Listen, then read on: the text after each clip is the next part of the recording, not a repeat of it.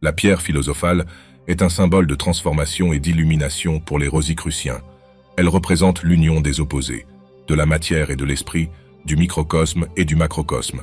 En alchimie, la pierre philosophale est une substance légendaire censée avoir le pouvoir de transmuter les métaux de base en or, de prolonger la vie et de guérir les maladies. Bien que le terme lui-même puisse immédiatement évoquer l'idée d'un objet physique, les Rosicruciens comprennent que la pierre philosophale n'est pas un objet, mais un état de conscience atteint par l'alchimie intérieure. Comme pour tous les symboles de la tradition rosicrucienne, elle sert à représenter des concepts et des idées complexes sous une forme accessible et compréhensible. L'alchimie intérieure peut être comprise comme un processus de transformation personnelle menant à l'illumination spirituelle, un chemin de découverte et de développement personnel, impliquant l'étude, la pratique et la méditation. La pierre philosophale est considérée comme le but ultime de cette alchimie intérieure, symbolisant l'accomplissement spirituel et l'union avec le divin. Dans cette vidéo, nous explorerons les mystères derrière ce symbole puissant et comprendrons comment nous pouvons appliquer son pouvoir transformateur dans nos vies. Nicolas Flamel était un alchimiste français qui vivait au XIVe siècle.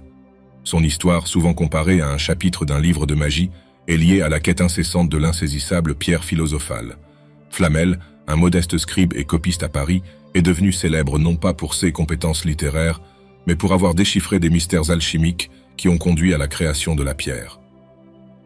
Des écrits anciens suggèrent que Flamel et sa femme Pérenelle ont déchiffré d'anciens manuscrits alchimiques, transformant les métaux de base en or et découvrant l'élixir d'immortalité.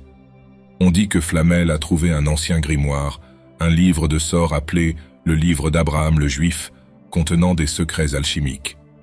Flamel et sa femme ont consacré leur vie à l'étude de ce livre, et après des années de travail, ils auraient créé la pierre philosophale.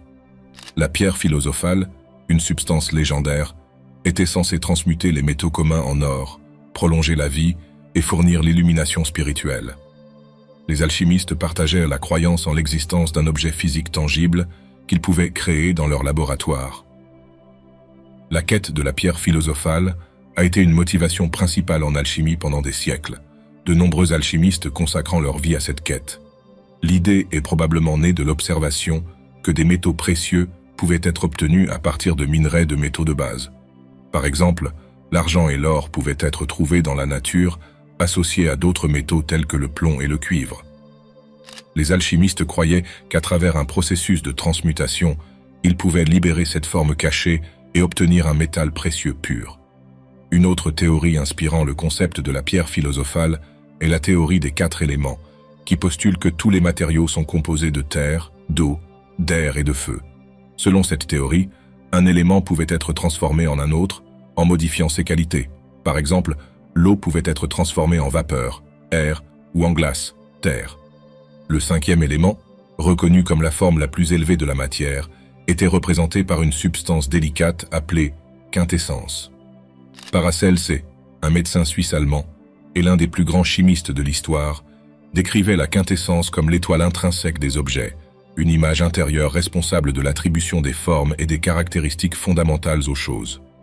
La connotation spirituelle attribuée à la pierre philosophale a probablement ses racines dans les croyances égyptiennes en la perfection de l'âme et la quête de création d'un corps immortel doré.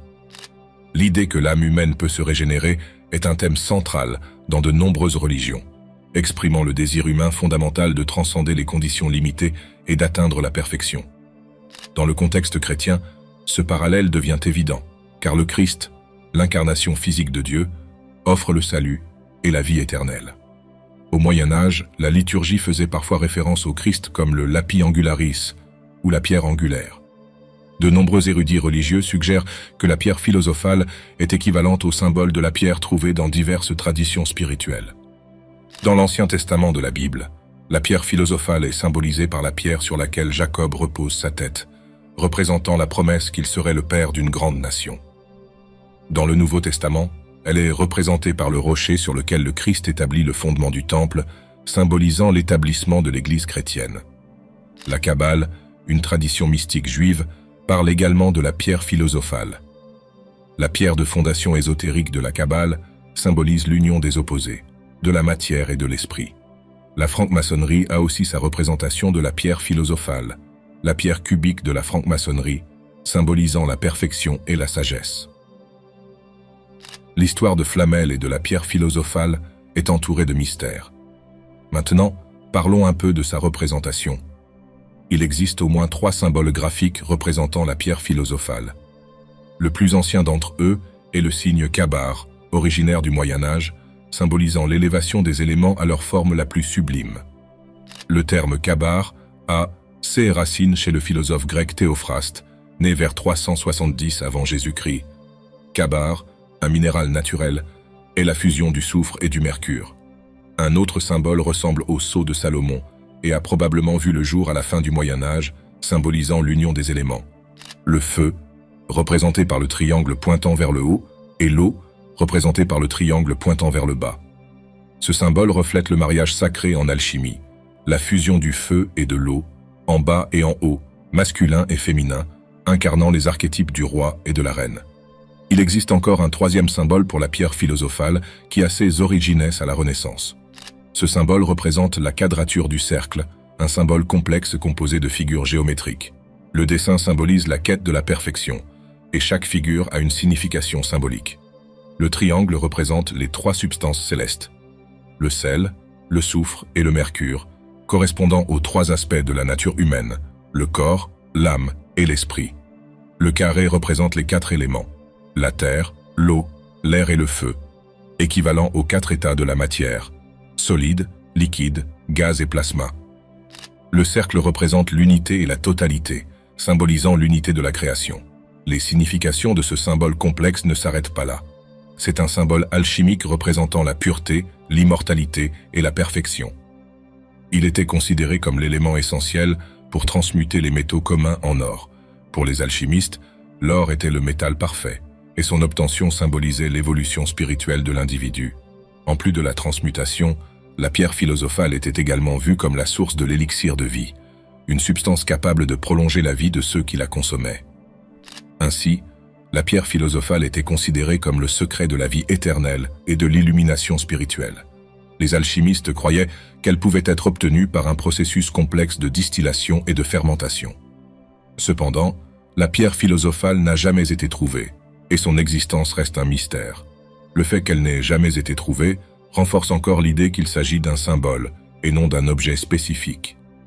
Du point de vue de la philosophie rosicrucienne, la pierre philosophale porte de nombreuses significations. Elle représente l'union des opposés, de la matière et de l'esprit, du microcosme et du macrocosme. C'est le symbole de l'harmonie et de la totalité.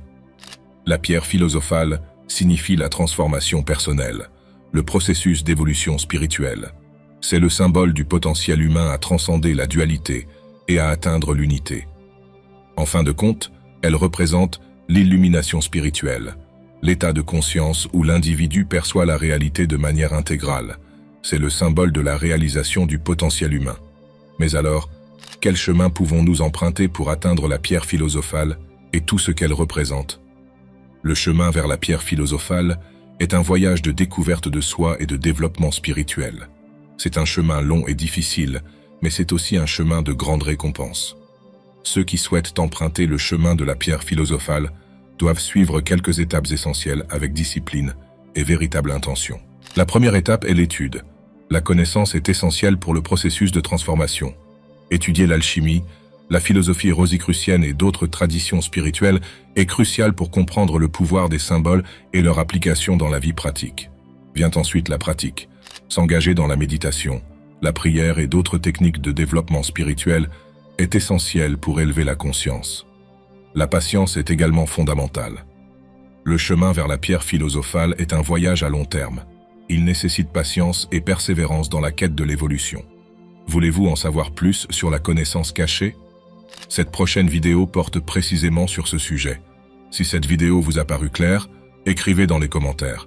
Ça me semble clair. N'oubliez pas de vous abonner à la chaîne et d'activer la cloche pour recevoir tous les derniers enseignements.